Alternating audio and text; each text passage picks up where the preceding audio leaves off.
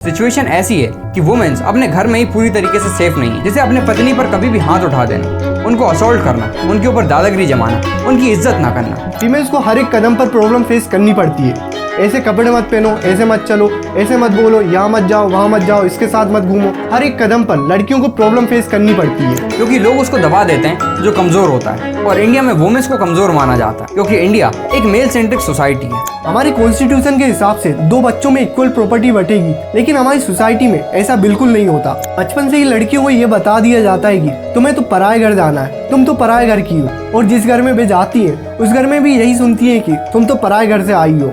यहाँ तक कि हमारे इंडियन पॉलिटिशियंस का भी कहना है कि रेप केसेस तो इंडिया में होते हैं, भारत में नहीं होते। मतलब इनडायरेक्टली वो ये कह रहे हैं कि जो औरतें ट्रेडिशनल ड्रेस पहनती हैं उनके साथ रेप नहीं होते। रेप तो उनके साथ होते हैं जो वेस्टर्न ड्रेस पहनती हैं। आज की डेट में वुमेन्स हर एक चीज में कमाल कर रही हैं। घर की जिम्मेदारी तो उनके ऊपर पहले से है, उसके साथ साथ वो ऑफिशियल वर्क को भी संभाल रही हैं, स्पोर्ट्स भी खेल रही हैं, प्लेन उड़ा रही हैं। यहाँ तक कि कुछ औरतें तो स्पेस में चली गई।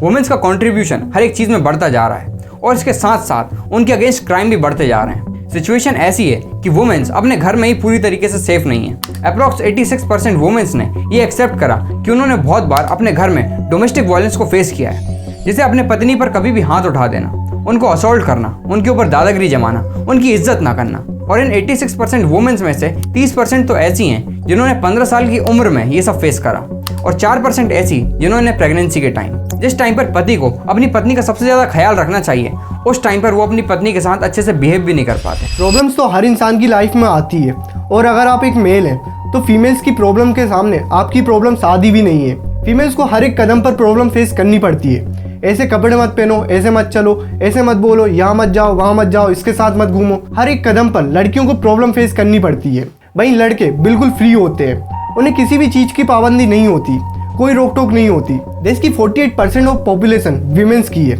जिन्हें 8 बजे के बाद घर से निकलने की इजाज़त नहीं दी जाती। वहीं लड़के अगर रात के 11-12 बजे भी आए तो कोई दिक्कत नहीं है। आज भी इंडिया की जो विमेंस लेबर फोर्स है वो अप्रोक्स 23% है और इंडिया इस लिस्ट में 166 पोजीशन पर आता है। एक डेवलप्ड नेशन में यही नंबर 50% के आसपास होता है और ये एक बहुत बड़ा रीज़न है कि हम आज भी डेवलप्ड नेशन की लिस्ट में नहीं आते। जब हमारे देश की आधी आबादी घर बैठी रहेगी तो इंडिया कैसे डेवलप बनेगा? लेकिन क्यों हमारी आधी पॉपुलेशन घर बैठी रहती है? क्योंकि लोग उसको दबा देते हैं जो कमज़ोर होता है। और इंडिया में वुमेन्स को कमज़ोर माना जाता है क्योंकि इंडिया एक मेल सेंट्रिक सोसाइटी है। यहाँ पर ज़्यादातर डोमिनेंस मेल का ही होता है और इस चीज़ की शुरुआत हमारे पेरेंट्स बचपन से ही कर देते हैं। जब भी घर में लड़की पैदा होती है तो उनको सॉफ्ट टॉयज दिए जाते हैं, बारबी डॉल दी जाती है, टेडी बियर दिया जाता है, किचन सेट, डॉक्टर सेट दिया जाता है। लेकिन वहीं जब एक लड़का पैदा होता है तो उन्हें गन्स दी जाती है, बैटमैन, सुपरमैन, रेसिंग कार, सारे एग्रेशन वाले टॉयज दिए जाते हैं। टॉयज के भी जेंडर बना दिए हैं कि ये लड़कों के खिलौने हैं और ये लड़कियों के। बच्चों की इस बात पर कोई चॉइस नहीं होती, ये चॉइस हम उन्हें देते हैं। हम उनका माइंडसेट डेवलप करते हैं कि लड़के ऊपर हैं और लड़कियां नीचे। बचपन से लड़कों को ये सिखाया जाता है कि लड़के रोते नहीं हैं और अगर कोई लड़का रोता है तो उसे ये बोलकर चिढ़ाया जाता है कि लड़कियों जैसे रो रहा है। बैठो, बैठो, लड़के रोते नहीं। Stop crying, Rohan. Are you a girl? Boys don't cry. Okay? Are you a girl? Why are you crying? Don't behave like a girl. चलो, Boys don't cry. लड़के रोते नहीं।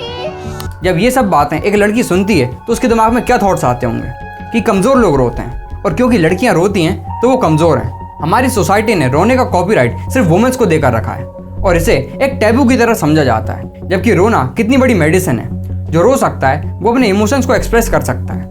असल में कमज़ोर लड़कों को बनाया जाता है और लड़कों को लगता है कि हम बहुत स्ट्रांग हैं। एक लड़के को हारने का सबसे ज़्यादा दुख तब होता है जब वो किसी लड़की से हार जाता है, क्योंकि उसे ये लगता है कि वो उससे हार गया जो उससे बहुत कमज़ोर था। Financial independent, properties, job, nutrition, health, ये सब आज भी बहुत सारी वुमेन से कोसों दूर है। हजारों सालों से वुमेन से कई सारी अपॉर्चुनिटीज छीनी गई है, उन्हें एजुकेशन से दूर रखा गया। पहले के टाइम पर एजुकेशन पर पहला और इकलौता हक सिर्फ लड़कों का होता था और बाय द टाइम ये चीज़ इतनी ज़्यादा बढ़ गई कि आज हमारे देश की आधी आबादी खुद को कमज़ोर समझती है जो विमेंस की है। जबकि उस टाइम की वुमेन्स जो लिटरेट और एजुकेटेड थी वह बहुत ज़्यादा काबिल थी। सावित्रीबाई फूले हो या फिर महारानी लक्ष्मीबाई, उनकी बराबरी कोई भी मर्द आज तक नहीं कर पाया। इंडिया में हमेशा से ही डिस्क्रिमिनेशन एक प्रथा की तरह चली आई है। पहले अपर कास्ट ने लोअर कास्ट वालों के साथ डिस्क्रिमिनेशन करा, फिर सोसाइटी ने लड़के और लड़कियों में डिस्क्रिमिनेशन करा, और ये इशू आज भी पूरी तरह से सोल्व नहीं हो पाया है। जो भेदभाव लड़कियों के साथ हुआ, अगर वही भेदभाव लड़कों के साथ होता तो लड़के भी आज उस कंडीशन में होते जिस हालत में आज लड़कियां हैं। APJ अब्दुल कलाम, इनके बारे में तो सबको पता है। इन्होंने अपनी बुक में लिखा है कि लड़का और लड़की इन दोनों में कोई भी अंतर नहीं होता। नेचर ने दोनों को इक्वल अपॉर्चुनिटी दी है खुद को एक्सप्रेस करने की और खुद को इवेल्युएट करने की। जो भी फिजिकल डिफरेंसेस हैं वो सिर्फ इसलिए हैं ताकि रिप्रोडक्शन साइकिल मेंटेन रहे, इसलिए नहीं कि खाना कौन बनाएगा, गाड़ी कौन चलाएगा, पैसा कौन कमाएगा और डोमिनेंस किसका होगा। और एक चीज़ यहाँ गौर करने वाली है कि फिजिकली तो दो लड़के भी आपस में इक्वल नहीं होते। एक लंबा होता है तो एक छोटा होता है, एक पतला होता है और एक मोटा होता है। तो ये तो बहुत बेवकूफ़ी वाली चीज़ हुई कि किसी की एबिलिटीज़ और डिसएबिलिटीज़ को फिजिकल डिफरेंसेस की वजह से जज किया जाए। और अगर फिजिकली स्ट्रांग होने से ही इंसान ताकतवर होते हैं तो हर कंट्री पर रेसलर और पहलवानों को प्राइम मिनिस्टर बनना चाहिए था। हमारी सोसाइटी में 2 साल के बच्चे को रक्षाबंधन के दिन ये बता दिया जाता है कि ये तुम्हारी बहन है और तुम्हें इसकी हमेशा रक्षा करनी होगी, चाहे कोई भी कंडीशन हो। और यही चीज़ धीरे धीरे एरोगेंसी और डोमिनेंस में कन्वर्ट हो जाती है। भाइयों को ये लगता है कि जब मुझे अपनी बहन की रक्षा करनी पड़ रही है तो ये मुझसे ऊपर क्यों है, मैं इससे बड़ा हूँ। तो सबसे पहले तो वो अपनी बहन के ऊपर ही डोमिनेट करने लगते हैं। और यही फीलिंग जब एक्सट्रीम हो जाती है तो इनकी वुमेन्स के ऊपर भी डोमिनेंसी बढ़ जाती है। 2022 के कंपैरिजन में 2023 में रेप केसेस बहुत ज़्यादा बढ़ गए थे। आप सब ये जानकर हैरान हो जाएंगे कि 96% जो रेप केसेस होते हैं उनमें विक्टिम पहले से रेपिस्ट को जानते हैं। यहाँ पर मेल साइकोलॉजी बहुत अलग तरीके से काम करती है। कोई भी मेल अपनी फीमेल बॉस के साथ असोल्ट नहीं करेगा, वह असोल्ट उन्हीं के साथ करेगा जिनको वो खुद से नीचे समझता है, कमजोर समझता है। 2023 में 28,811 रेप केसेस रजिस्टर हुए थे, मतलब करीब 80 रेप इंडिया में हर रोज होते हैं। और ये नंबर वो है जो केसेस रजिस्टर हुए हैं। अनरजिस्टर्ड केसेस कितने हैं और एक्चुअल नंबर कितना है ये किसी को नहीं पता। जब एक रेपिस्ट से पूछा गया कि वो रेप क्यों करते हैं तो उनका ये जवाब था, हर कोई शरीफ लड़की होती है रात को 9 बजे मतलब नहीं घूमती है। लड़के भी उतना उससे ज़्यादा जिम्मेदार है रेप के लिए ये लड़के हैं। यहाँ तक कि हमारे इंडियन पॉलिटिशियंस का भी कहना है कि रेप केसेस तो इंडिया में होते हैं, भारत में नहीं होते। Bhagwat said such crimes hardly take place in Bharat, but they occur frequently in India. मतलब इनडायरेक्टली वो ये कह रहे हैं कि जो औरतें ट्रेडिशनल ड्रेस पहनती हैं उनके साथ रेप नहीं होते, रेप तो उनके साथ होते हैं जो वेस्टर्न ड्रेस पहनती हैं। सिचुएशन ऐसी है कि हमारी पुलिस भी रेप केसेस को रजिस्टर नहीं करती। यहाँ तक कि औरतें अपने घर में ही सेफ नहीं हैं। सबसे ज़्यादा वायलेंस उनके साथ उनके घर में ही होता है। हर 3 में से 1 औरत डोमेस्टिक वायलेंस का शिकार होती है, मतलब उन्हें किसी न किसी तरीके से टॉर्चर किया जाता है या फिर मारा जाता है। और हमारे कॉन्स्टिट्यूशन के हिसाब से कोई भी किसी को टॉर्चर या मार नहीं सकता। मतलब इंडिया के 33% जो मेल्स हैं वो क्रिमिनल हैं, और ये सिर्फ इसलिए बचे हुए हैं क्योंकि इनकी वाइफ ने इनके अगेंस्ट में केस रजिस्टर नहीं किया। हमारे कॉन्स्टिट्यूशन के हिसाब से 2 बच्चों में इक्वल प्रॉपर्टी बटेगी, लेकिन हमारी सोसाइटी में ऐसा बिल्कुल नहीं होता। 10 से 20% दहेज लड़कियों को पकड़ा के उन्हें दूसरे घर भेज दिया जाता है, और बाकी के 80 से 90% प्रॉपर्टी पर राजा बेटा राज करता है। और लड़की उन दहेज के पैसों का इस्तेमाल वह खुद नहीं कर सकती, ये भी उनका पति डिसाइड करते हैं। बचपन से ही लड़कियों को ये बता दिया जाता है कि तुम्हें तो पराए घर जाना है, तुम तो पराए घर की हो।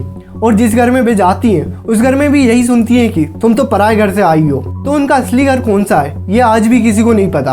और ऐसा बहुत ही कम होता है कि घर की नेम प्लेट में पति और पत्नी का नाम दोनों साथ में लिखा हो। मोस्टली हस्बैंड का नाम ही नेम प्लेट पर लिखा होता है, ताकि जब औरत घर पर आए तो उन्हें पता हो कि ये किसका घर है। ऐसी बहुत सारी छोटी छोटी अनसेड कम्युनिकेशन के थ्रू बता दिया जाता है कि कौन मालिक है। ये वीडियो वुमेन राइट्स को बचाने के लिए नहीं है, बल्कि ह्यूमन राइट्स को बचाने के लिए। ऐसे बहुत सारे केसेस हैं यहाँ पर वुमेन अपनी राइट का गलत इस्तेमाल करके लोगों को फंसा देती हैं। उसके ऊपर भी हमारी वीडियो आएगी। बट ज़रूरी यह है कि हम सारे लोगों को इक्वली ट्रीट करें, इक्वली रिस्पेक्ट करें और आपस में इक्वल अपॉर्चुनिटी शेयर करें, ताकि हमारा देश डेवलप्ड नेशन की लिस्ट में आ पाए। और अगर आप इस वीडियो को अभी तक देख रहे हैं तो चैनल को सब्सक्राइब करें, वीडियो को लाइक करें, ज़्यादा से ज़्यादा शेयर करें और कमेंट्स में अपने ओपिनियन ज़रूर बताएं। जल्द मिलते हैं अगली वीडियो में।